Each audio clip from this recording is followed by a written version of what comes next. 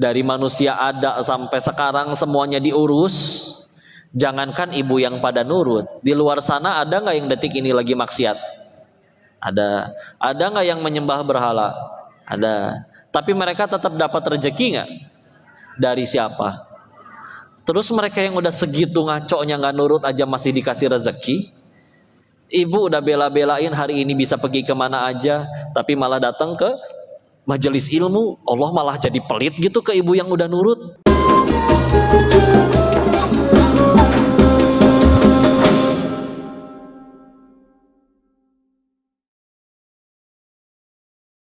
Salat kita mungkin jauh dari kata sempurna, ibadah kita mungkin tercampuri niat yang lain, tapi masih bisa mudah ke majelis ilmu. Alhamdulillah ya. Tempat menyucikan jiwa, menyucikan hati, menenangkan kembali. Karena di sini kita cuma bicarain tentang Allah. Dan Allah sudah berjanji, ala bidzikrillahi tatmainnul qulub, hanya dengan mengingat Allah maka hati menjadi tentram. Rasa gampangnya kalau hati lagi ngerasa nggak enak, mungkin lagi nggak ingat Allah, ya. Karena kalau udah lagi ingatnya kepada Allah, kalau udah urusan segalanya dikembalikan ke Allah, ruginya belah mana, ya. Sehingga alhamdulillah ya, di sini dimudahkan. Kalau Allah mau bisa ada yang bannya kempes, nggak nyampe, sendalnya hilang, ongkosnya hilang, atau ada urusan darurat mendadak. Gampang ya bagi Allah ya. Ini mah nyampe weh, mau lebih pagi ke, mau sejauh apa ke, nikmat tidak? Nikmat ya. Semoga Allah ampuni dosa-dosa kita. Diingatkan dari Rasulullah SAW pernah bersabda, diriwayatkan dari Muawiyah bin Abu Sufyan, man yuridillahu bihi khairan yufaqihu fiddin. Hadisnya pasti familiar, sering didengar. Barang siapa Allah inginkan kebaikan pada seorang hamba, Allah fahamkan ia kepada agamanya. Ya, cuman ingat banget salah satu tafsiran tentang hadis tersebut. Khairan di hadis-hadis itu, di beberapa kesempatan hadis yang lain dimaksudkannya bisa merujuk kepada surganya Allah. Ya. Jadi sehingga ada yang menerjemahkan atau menafsirkan hadis tersebut, jadi kalau Allah sudah pengen hambanya masuk ke dalam surga, Allah akan fahamkan dia kepada agama. Jadi khairannya diartikan itu. Cuman kan gimana kita tiba-tiba tahu agama, tiba-tiba hafal gitu 30 juz, kan juga gak bisa. Maka terus gimana? Dibikin jadi pengen ngaji, ya. Jadi orang-orang yang dengan ikhlas lillahi ta'ala, ngaji hari ini, dapat info dimulai 1 jam lebih awal, dia rela berarti mandi lebih awal, dia rela berarti siap-siap lebih awal. Bahkan ada yang bela-belain biasa sarapan dulu, ini belum sarapan dulu, nyampe sini ya. Maka istilah mudah-mudahan ini wajah-wajah yang Allah inginkan ada di dalam surganya. Terlepas apapun salah kita ya Allah, tanpa dosa nggak mungkin. Alhamdulillah kabar baiknya, 1000 kesalahan kita ada 1 saja amalan yang Allah ridhoi. Allah punya kuasa ngampunin 1000 yang lainnya. Apalagi kalau direnungkan, yuk, suka tidak suka, mau tidak mau, cepat atau lambat, dan kita pasti butuh Allah, betul? Tapi kan pilihannya 2. Kita datengin Allahnya pengen dengan sukarela atau harus diseret dulu. Masa kalau dibilang diseret, tapi embung, masa ia kena masalah dulu baru nyari Allah. Tapi dah seringnya gitu, ya. Lagi banyak uang sama lagi banyak utang, ibadahnya banyakan mana? Pas lagi banyak utang, ya. Alhamdulillah yakinnya masih ke Allah, tenang, Allah Maha Kaya, ya. Maka iyalah, mudah-mudahan setiap waktu, setiap hari-hari yang Allah berikan lebih banyak jadi amal daripada tidak jadi amalnya. Amin amin ya rabbal alamin. Apalagi kita juga harus belajar untuk memaksakan diri, ya. Semua orang-orang yang kami pelajari di dalam Islam akhirnya jadi orang hebat, orang soleh, tokoh-tokoh. Salah satu persamaan dari mereka semua memaksakan diri untuk taat, ya. Jangan dikira mereka kayak nggak ada futurnya. Oh ada, sering. Manusia pasti bisa futur. Ulama juga bisa futur. Ahli ilmu, ahli ibadah bisa futur. Tapi maksa. Malas puasa, maksain. Malas zikir, paksain zikir. Malas ngaji, paksain ngaji. Malas sholat, paksain sholat. Malas baca Quran, paksain baca Quran. Meskipun kadang di handphone kita banyak yang lebih menarik mungkin menurut kita, tapi paksain. Ya, kenapa? Karena lebih baik memaksakan diri ke surga daripada ke neraka dengan sukarela. Ya, iya kan? Kalau kita maksiat atau udah tahu kita bisa beramal, tapi memilih untuk embung males, dak sunah iya misalkan. Ya, apalagi kalau yang wajib yang digituin. Apa kita sedang sukarela pengen ke neraka kan nggak mungkin ya, udah pasti embung.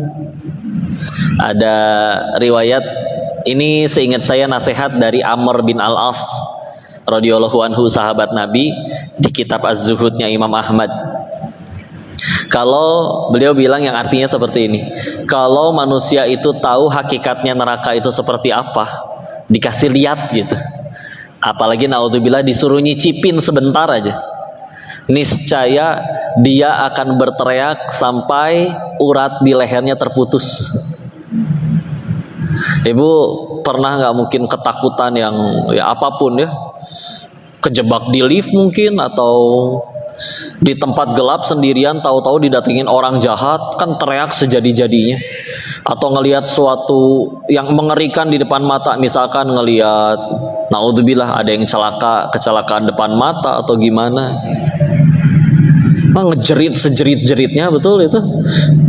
Nah, neraka ini nasihat dari Amr bin As. Kalau kalian tahu itu seperihnya seperih apa, maka beliau bilang manusia itu akan teriak sampai urat di lehernya putus, nggak tahu sekencang apa itu. Tolong, tidak, Insya Allah mungkin ya. Maka yuklah paksain diri ya.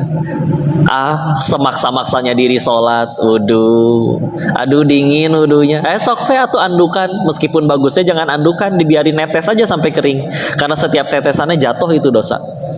Ya, andukan ya, sok mangga. Kon berarti dosanya diserap anduk kok. Silakanlah kalau mau mikir gitu ya. Tapi yuk atuh paling ya sholat ya. Berapa sih paling lama? Apalagi kalau sholat sendirian ya, biasanya lebih ngebut daripada berjamaah ya, karena biasa kuliah kulhu ya nggak. Mau coba baca surat yang lain lupa, kulhu deh ya misalkan. Udah paling sebentar, udah sisanya bebas itu, asal nggak jadi dosa tentunya. Udahannya pengen baca koran, pengen main bola, biar sehat, main badminton, lari pagi, lari sore, mangga. Tapi yo paksain ya. Dan bagi yang hari ini telah berupaya untuk nyampe sini, tidak sia-sia ya. Pasti Allah balas dengan kebaikan yang jauh lebih besar, insyaallah. Hai Kisila, izin kita lanjutkan pembahasan kita di kitab Al-Hikam. Terakhir seingat saya 146, berarti sekarang 147. Halamannya kalau ada yang pegang kitabnya di sebelah kanan, halaman 115. Ada yang baru pertama hadir? Barengan ya, sebelahnya. Bismillah, kita tolong dibacakan yang 147-nya. Monggo tafadhol.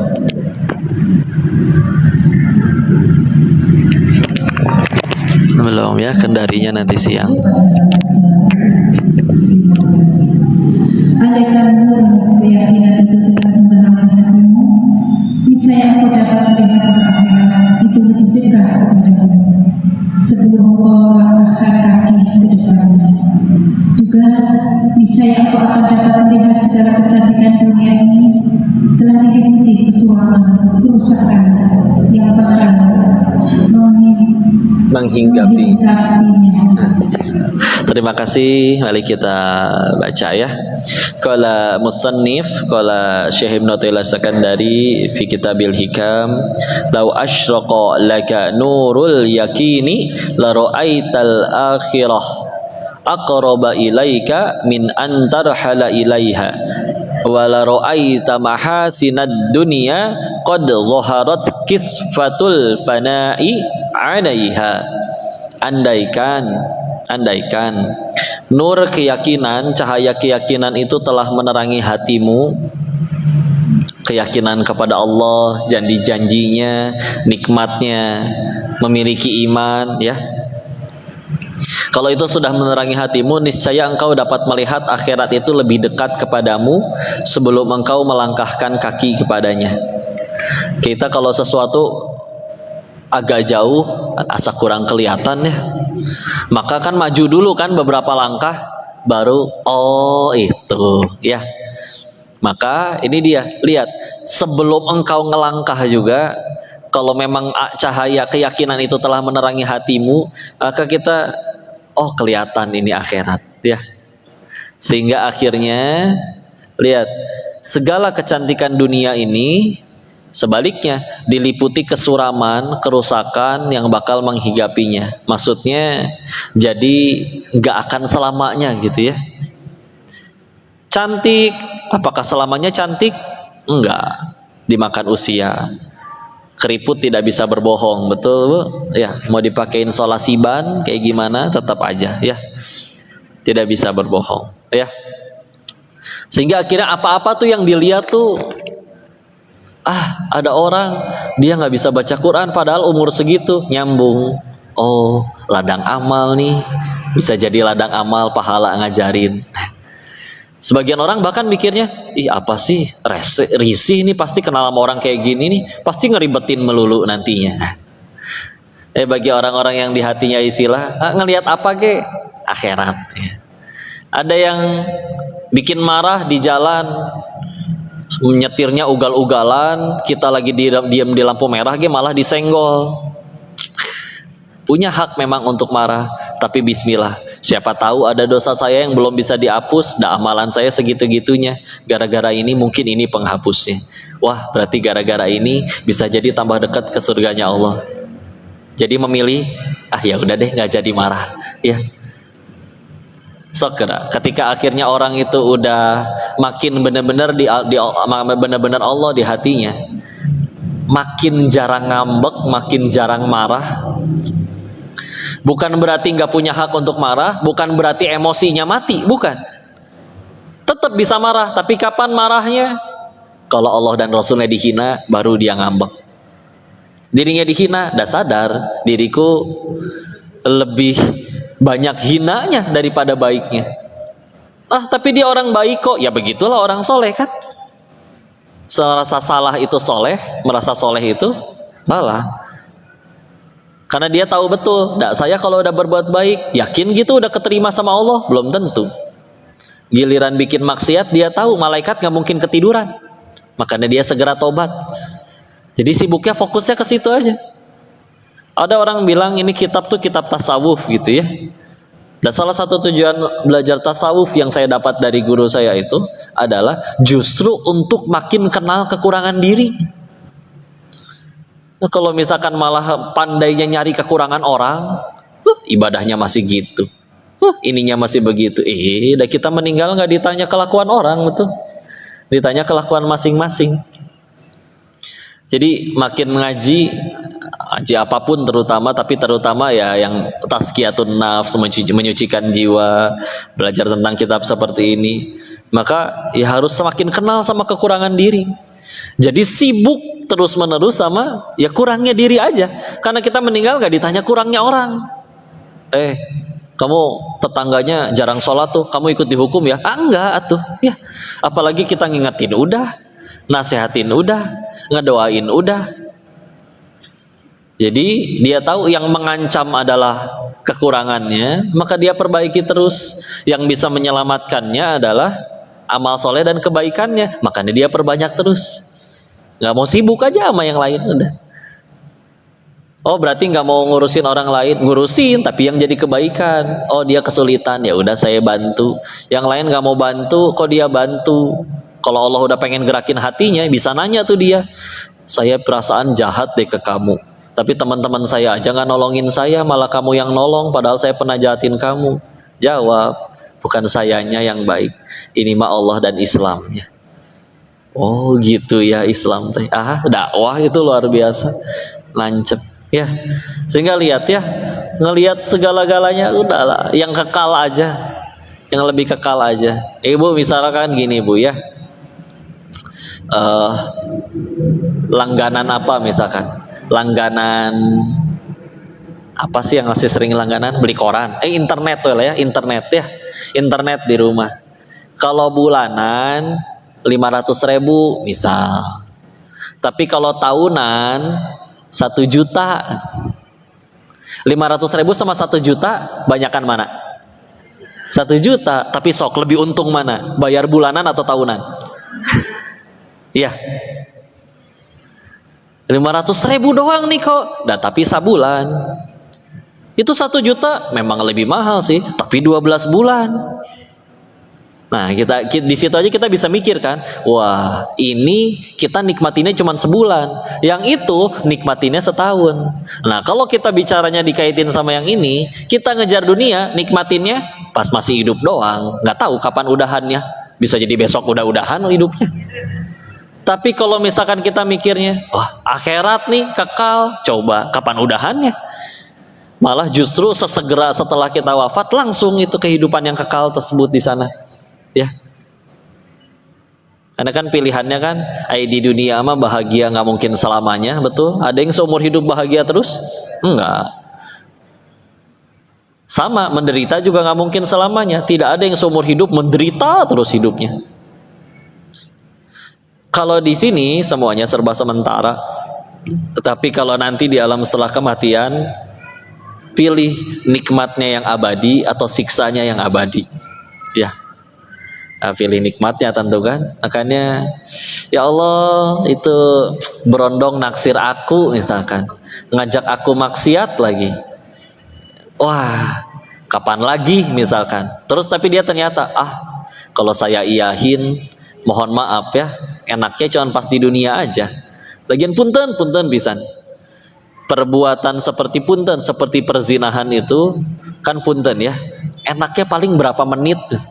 Udahannya bisa lama, apalagi kalau ngerembet kena penyakit kelamin, nggak bisa sembuh berapa menit kan, namanya penyakit mah harus berobat ke dokter bolak-balik, belum lagi rumah tangganya rusak, belum lagi anaknya tahu, anaknya jadi benci sama ayahnya, karena anak benci sama ayahnya dia ngerasa semua laki-laki itu jahat, akhirnya anak perempuannya jadi sukanya ke perempuan lagi, karena laki-laki bagi dia tidak ada yang baik, ngerembetnya jauh, anaknya jadi lesbi dan lain, ada yang kayak gitu ya. Cari gerak orang-orang yang punten akhirnya ya suka sama sesama jenis, perempuan sukanya sama perempuan lagi misal, kadang gitu ada aja. Dulu ayah saya juga nyakitin ibu saya, dulu ayah saya juga berbuat tidak baik, sama aja laki-laki mah menggeneralisir ya, tapi tidak karena sakit hati, akhirnya udahlah saya juga jadi nggak suka sama cowok, malah jadi benci sama cowok ya, akhirnya jadi mohon maaf tanpa didampingin syariat dan iman, akhirnya jadi sukanya ke perempuan lagi. Ya kan, rembetnya tuh punten ya, itu dari mohon maaf dari 1 kali perzinahan yang punten mungkin ke hotelnya nggak nyampe 1 jam, dan hubungan perzinahannya juga punten paling 15 menit mungkin, wallahu alam nggak tahu, tapi efeknya coba tuh ngeberesinnya ya Allah, sehingga akhirnya mikirnya tuh sejauh-jauhnya gitu ya. Kita kalau ketemu anak kecil yang masih SD tapi udah mikirin dia pengen kuliah apa, nanti pengen kerja apa, beda nih anak SD yang lain mikirinnya jajan nanti sore ya, cuman masalah hari itu aja. Ini anak kok mikirin dia mau SMA di mana, mau kuliah jurusan apa, kita aja menganggap wah ini anak pinter nih ya. Apalagi kalau kita ketemu orang yang mikirnya jauh, nggak cuma dunia doang tapi nanti sampai nasib dia setelah dunia, masa kita tidak bilang pinter? Nabi aja menyebut manusia yang paling cerdas justru mereka, orang yang paling banyak mengingat kematian dan paling banyak mempersiapkan bekal untuk itu ya. Pengen gak dianggap pinter sama Nabi? Ya tuh ya, ternyata yang dianggap pinter sama Nabi kayak gitu ya. Kok berbuat salah? Pasti nggak mungkin nggak asli ya. sepengen-pengen. Kadang Bu, kita urusan sama manusia itu Bu, nggak niat nyakitin bisa jadi orang masih ada yang marah, betul? Karena gestur mungkin, atau kondisi, sesekali kita capek, jadi mungkin nadanya naik, ditambah beliaunya mungkin lagi sensitif, apapun, ya. Atau orang salah mengartikan. Pernah ada kisah ya, di sekolah di Amerika, di mana ada anak di kelas itu mencuri, berbuat salah, dikumpulin semua anak, dan sekolah ini memang ada beberapa anak dari luar negeri.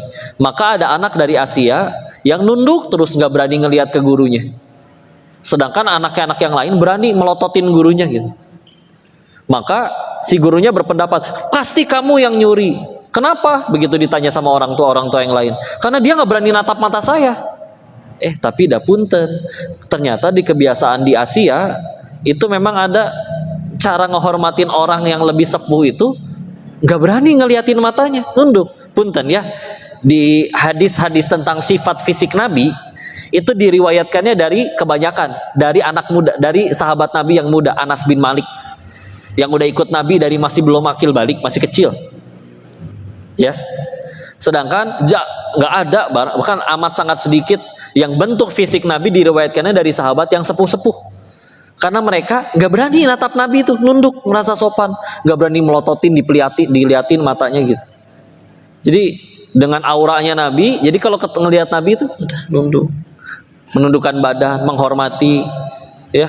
Meskipun Nabi tidak suka jika dihormati berlebihan. Nah, Anas bin Malik kan waktu kenal Nabi masih kecil, jadi ngeliatin, oh rambutnya teh gitu, oh matanya gitu, gigi beliau seperti itu, warna kulit beliau seperti itu, diliatin. Dan anak-anak ya, maka anak ini padahal bukan dia pelakunya, jadi dihukum karena perbedaan tadi ya, budaya, kebiasaan, ya, adabnya kan beda-beda kan, macam-macam ya. Kalau di sana bisa jadi ternyata aturannya beda. Kalau ngobrol terus nggak memandang mata lawan bicaranya, oh itu dianggap kurang sopan.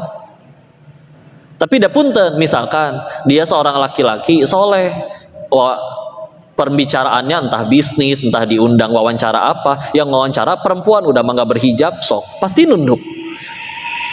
Karena dilarang kan melihat yang bukan mahram, nundukin pandangan, sing nunduk. Dianggap nggak sopan, atuh punten, bukan nggak sopan, bukan nggak mau ngelihat. Kalau ngikutin hawa nafsu mah nggak pengen cuman lihat, ya. Tapi saya nggak berhak menatap dirimu, ya.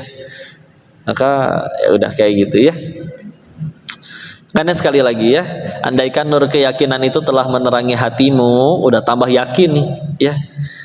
Maka niscaya engkau dapat melihat akhirat itu lebih dekat kepadamu. Bahkan sebelum engkau ngelangkah udah kelihatan, ya. Udah, yang dipikirin itu aja terus, ya. Daripada kesuraman, kerusakan yang bakal menghinggapinya. Dunia yang bersifat bisa rusak, ya, tidak kekal. Ya udah, jadi dia pilih ya. Kayak tadi lah, sederhana, ya. 500.000 memang lebih murah, tapi sebulan langganannya. 1 juta memang lebih mahal dari 500.000, tapi kan lebih panjang masa berlakunya, ya. Nah, bisa kayak gitu, ya. Maka bismillah, yang beda tadi tuh di situ keyakinannya, makin rajin ngajinya, makin bertambah imannya. Kan nggak kelihatan iman mah, ya, nggak kelihatan iman orang, nggak kayak, bukan pakaian, bukan apa, dan adanya di hati. Tapi nanti yang bertambah dari iman, yang semakin bertambah, yang beda di mananya? Nih di sini, di keyakinannya, ya. Kalau udah yakin, ya lebih tahu kan pengen ngapain aja. Contoh, ada 2 gelas kita, ya mangga, ada 2 gelas kiri dan kanan. Kita yang nuangin, kita yang nyiapin. Yang kanan kita tuangin susu, yang kiri kita tuangin racun. So ya, waktu harus akhirnya giliran kita minumnya yang mana? Yang susu atau yang racun? Susu. Meskipun dikomporin orang, jangan yang kanan, yang kiri gini, yang kiri kata orang begini loh, yang kiri kata orang begini. Enggak, saya tahu, orang saya yang nuang, bahwa yang baik itu yang kanan, dah isinya susu, yang kurang baik yang kiri, dah isinya racun. Oh, saya sendiri yang nuang, jadi dia mau dikomporin oleh jutaan orang juga, embung tetap yang kanan. Kenapa? Yakin. Yang bikin kita ragu kan ketika nggak yakin. Ini kalau Al-Baqarah 275 saya lakuin, saya kapan mulai punya motor? Saya kapan mulai punya mobil? Dikesin kan lama nabungnya. Kalau ngelanggar Al-Baqarah 275, saya bisa punya motor hari ini juga dengan hanya membayar cicilan pertama. Ya. Iya nggak? Ya. Ya, itu kan. Tapi kalau dia benar-benar yakin, enggak. Allah maha tahu, aku tidak tahu. Allah dengan segala macam kebijakannya, maha baiknya, terus bikin aturan kayak gini. Masa iya ini bakal jadi keburukan buat saya? Ini Allah sampai narusin aturan kayak gini karena ini pasti baik buat saya nih.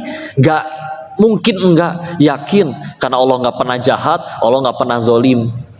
Maka meskipun akal dia nggak nyampe, tapi kalau dipikir baiknya belah mana saya nggak tahu. Tapi dah saya tahu dia teh Allah yang maha baik.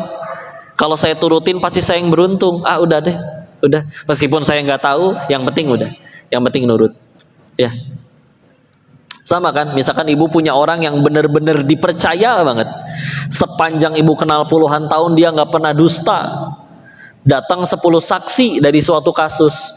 Yang 9 berkata macem-macem dan kita nggak kenal sama orangnya. Datang saksi yang terakhir, dia orang yang kita kenal puluhan tahun dan selama puluhan tahun gak pernah dusta. Meskipun jawaban dia beda sendiri dibanding yang 9 orang, tapi yang 9 orang gak kenal, lebih percaya yang mana? Yang 1 atau yang 9? Tuh, dah. Ya. Nah ini sok sebutkan, kapan Allah pernah zolim dengan sengaja jahat ke hambanya? Kapan? Dari manusia ada sampai sekarang semuanya diurus. Jangankan ibu yang pada nurut, di luar sana ada nggak yang detik ini lagi maksiat? Ada nggak yang menyembah berhala? Ada. Tapi mereka tetap dapat rezeki nggak? Dari siapa? Terus mereka yang udah segitu ngaconya nggak nurut aja masih dikasih rezeki. Ibu udah bela-belain hari ini bisa pergi kemana aja, tapi malah datang ke majelis ilmu, Allah malah jadi pelit gitu ke ibu yang udah nurut. Aneh, nggak mungkin ya. Sehingga dia, lu yakin weh, still yakin dah istilah. Sehingga mau gimana? Kok dah saya teh nggak salah, tapi saya terus yang diiniin. Dah bismillah, tugas saya mah berbuat baik. Saya punya pilihan untuk berbuat baik, dijahatin tetap berbuat baik, atau dijahatin balas kejahatan. Saya bisa milih nih. Dan ketika dia ingat, yakin kejahatan ini juga terjadi pasti atas izin Allah dan gak mungkin Allah sia-siakan, maka udah, daripada udah digugurin dosanya gara-gara dijahatin dia, saya malah balas jahatin, malah ketutup sama dosa yang sama. Ya seri kan, kita dijahatin orang nih, dosa kita gugur, karena kita dendam, jahatin lagi dia, nambah dosa baru. Seri kan jadinya, udah dihapusin ditambah lagi dosanya. Karena dia ngerasa udahlah, ini pasti atas izin Allah. Nggak ada yang kebetulan. Maka ya sudah, mangga, dari gara ini dosa saya yang penting gugur, saya tinggal memilih.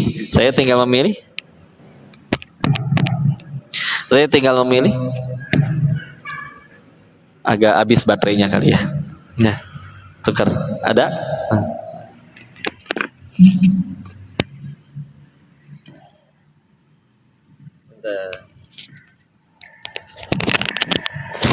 Saya tinggal memilih yang mana yang menguntungkan buat akhirat saya. Udah gitu ya. Kita lihat nasihat-nasihat lagi di bawahnya. Rasulullah SAW bersabda, yang maknanya, yang artinya sesungguhnya nur cahaya jika masuk dalam hati, terbuka lapanglah dada untuknya.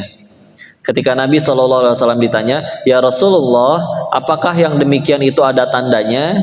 Beliau menjawab yang artinya, ya, yaitu merenggangkan diri dari dunia tipuan dan condong pada akhirat yang kekal dan bersiap-siap untuk menghadapi maut sebelum tibanya.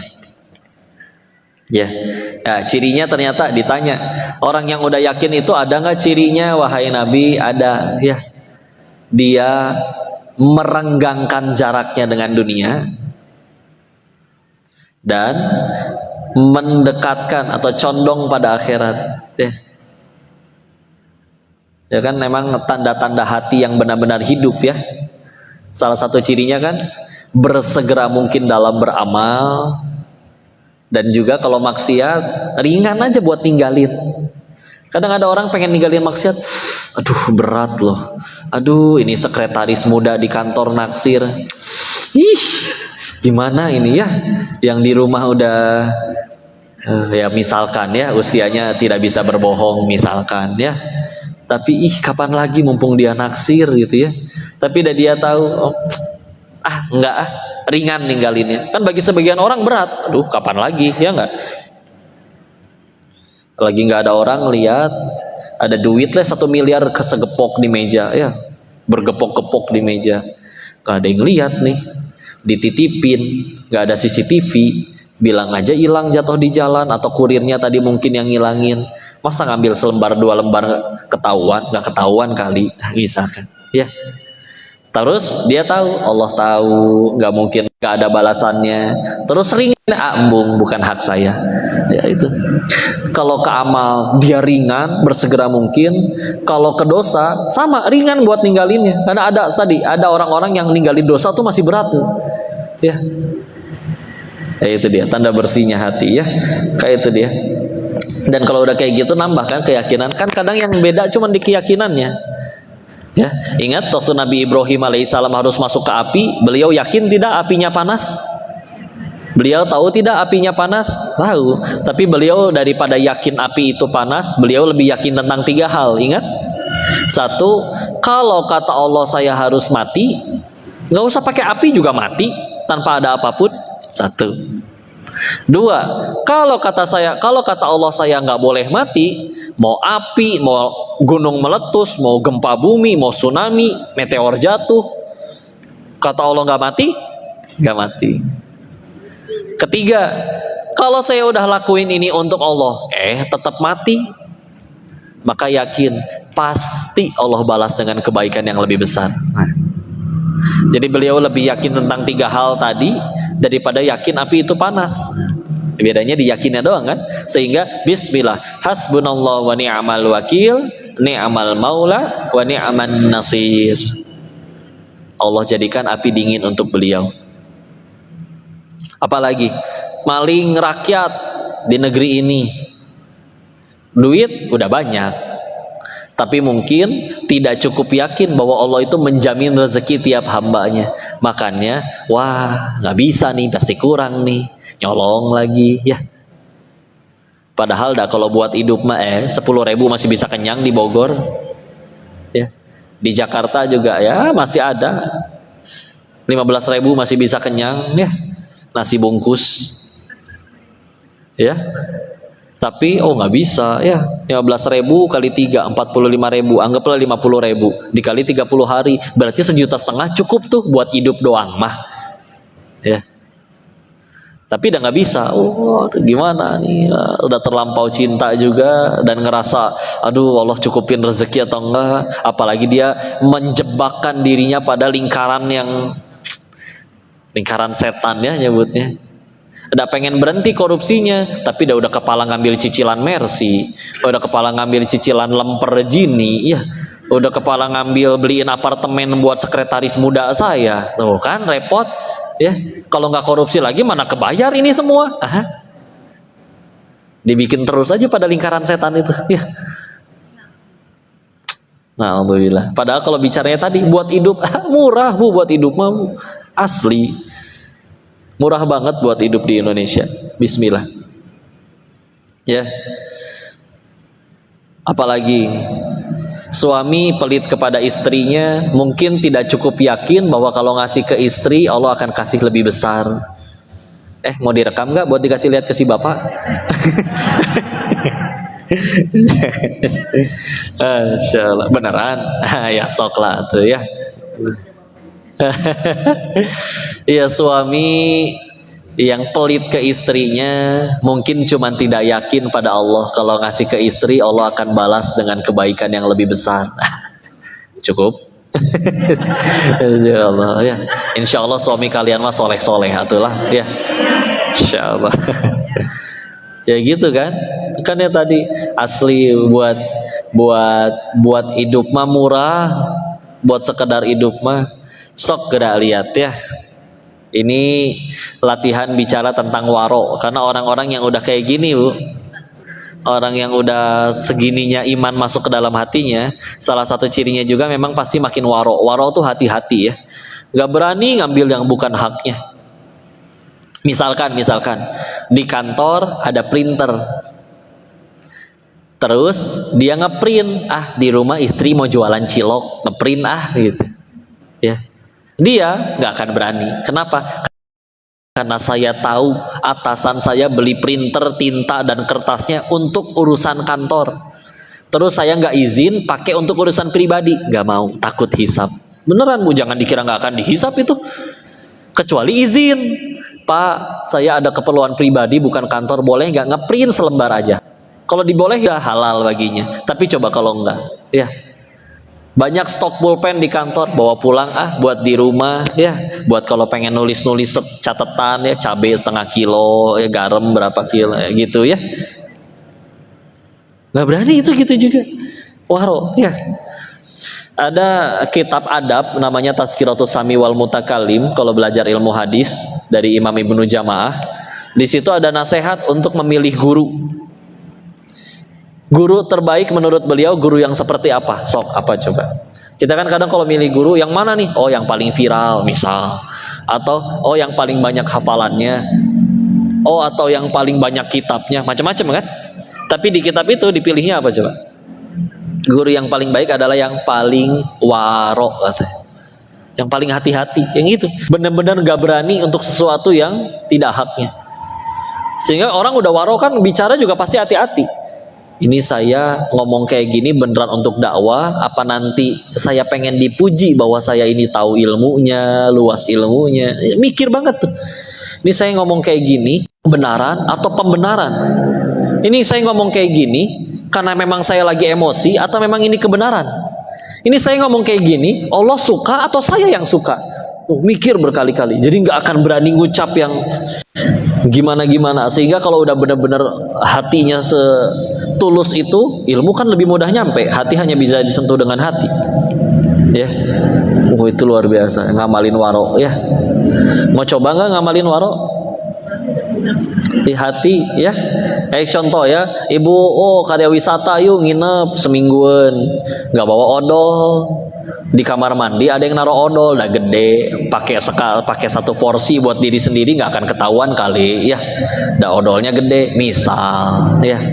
Nggak izin, orang waro nggak berani, ya. Sebelum izin, ya. Misalkan dia keluar, nongol kepalanya, nyari siapa? Ini odolnya siapa? Oh punya saya boleh minta nggak? Pakai, weh. Nah baru ya. Kok kan temennya baik, dipakai duluan, beres mandi baru izin, boleh nggak? Kalau ngizinin nggak apa-apa. Tapi orang waro tuh mikirnya macam-macam. Ini saya beres sikat gigi mati, nggak sempet izin ke beliau, wah ngaco nih. Tuh bisa mati kapan aja kan? Waro luar biasa ya. Bu mau ngamalin nggak? Mau nggak? Mau. Sok ini latihannya ya. Nanti nyampe rumah, ibu masuk ke dapur, lihat tabung gasnya yang berapa kilo. Kalau yang 3 kilo, tolong diangkat dan baca tulisan di tabung itu. Ada tulisan apa? Hanya untuk masyarakat. Ibu terima diri ibu dianggap miskin? Beneran ini tuh.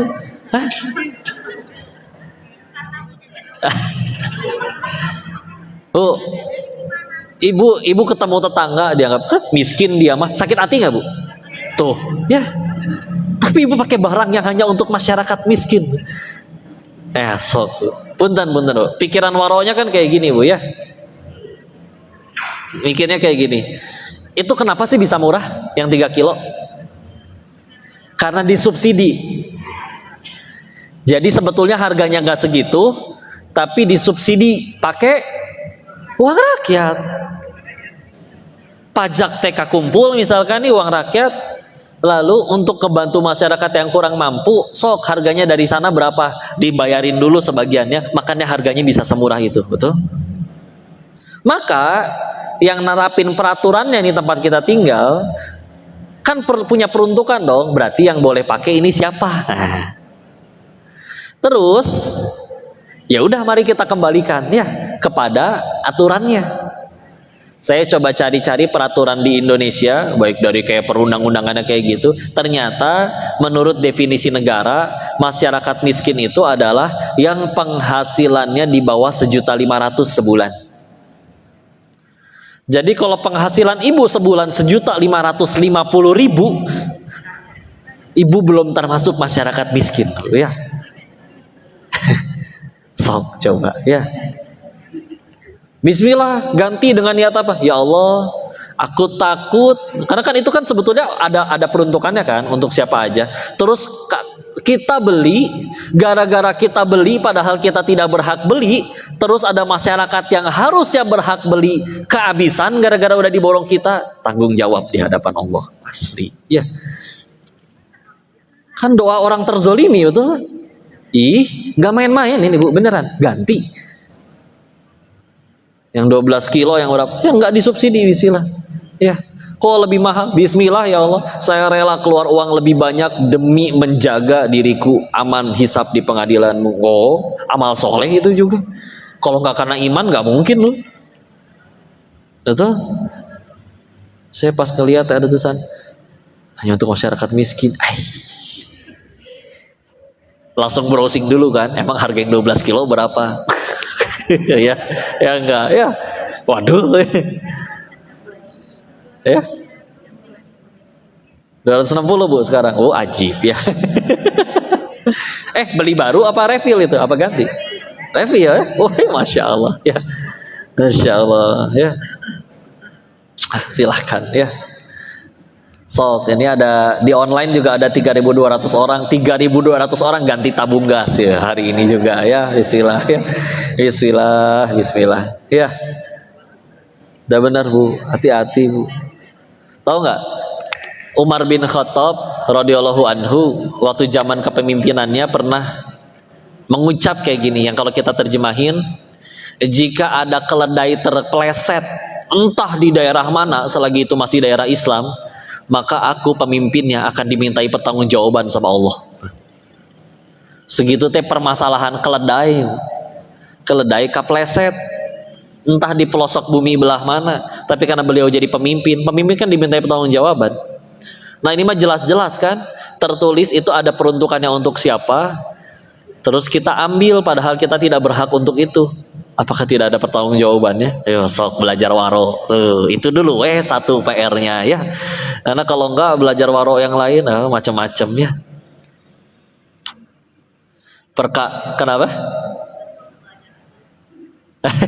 Ya enggak gitu ya. Gak usah belajar adab cita. Enggak. Karena ngamalin sesuatu pakai ilmu dengan tidak pakai ilmu beda pahalanya. Contoh ya, kan kita mikir aduh makin banyak tahu ilmu teh makin banyak aturan misalkan gitu ya, mendingan gak usah belajar, karena kalau berbuat salah tapi nggak tahu kan diampuni gitu. Tapi kan ada nasihat dari Nabi, dari riwayat Ibnu Majah, bahwa talabul ilmi faridatun ala kulli muslim, kewajiban. Terus kita ninggalin kewajiban gak mau nuntut ilmu, satu ya. Dua, ada Allah Maha Adil. Misalkan kita belajar ilmu tentang sholat, terus sholat ada 2 orang sholat sama-sama 5 menit, tapi yang satu cuman apal artinya, maknanya, fikihnya nggak ngerti. Yang satu ngerti arti bacaannya, ngerti fikihnya seperti apa ya. Maka meskipun sholatnya sama-sama 5 menit, pahalanya beda Bu, demi Allah. Jauh lebih banyak yang ngerti lah. Sehingga misalkan gimana caranya lagi melipat gandakan 5 menit kita, misalkan yang nggak paham dapat pahalanya 10 misalkan. Tapi kalau misalkan yang paham dapat pahalanya 10 juta misalkan. Beda nolnya kan banyak. Tapi dengan waktu yang sama-sama 5 menit. menguntungkan, bukan? Oh, bagi yang imannya berkecamuk di hati itu Masya Allah, wah lebih untung kalau saya ngerti dong. Akhirnya itu yang lebih dia kejar, ya.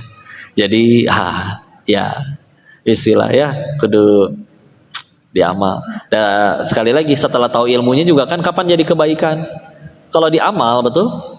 Misalkan insya Allah semua tahu hadis ini, Raka'atal fajri khairum minad dunya wa ma fiha. Hadis riwayat Imam Muslim nomor 725. 2 rakaat salat fajar atau qobliyah subuh maksudnya ya, lebih baik daripada seluruh dunia dan seisinya. Tapi kita tahu hadis itu, tapi seumur hidup nggak pernah sholat sunnah qobliyah subuh, jadi apa? Nah, rugi kan? Ibarat gini, kalau guru kami nasihatinnya kayak gini, ibarat ada keledai ngangkut buku 1 karung, bukunya manfaat nggak? Seharusnya bisa manfaat bagi yang ngerti, ya. Tapi kan keledai mah nggak bisa baca. Jadi meskipun dia ngangkut sekarung ilmu, karena dia nggak ngerti, apalagi ngamalin, ngerti aja nggak, apalagi ngamalin, maka ya udah ilmu itu buku nggak jadi manfaat bagi si keledai. Iya. Kalau misalnya kita nih diangkutnya di otak, kita punya kapasitas otak ya, tapi cuma dipenuh-penuhin tahu ilmunya, diamalin enggak? Ya kayak diangkut tapi nggak diamal, nggak jadi kebaikan. Seperti keledai lagi ngangkut buku, bukunya sama sekali tidak jadi manfaat bagi si keledai. Ya, seperti itu ya. Masya Allah.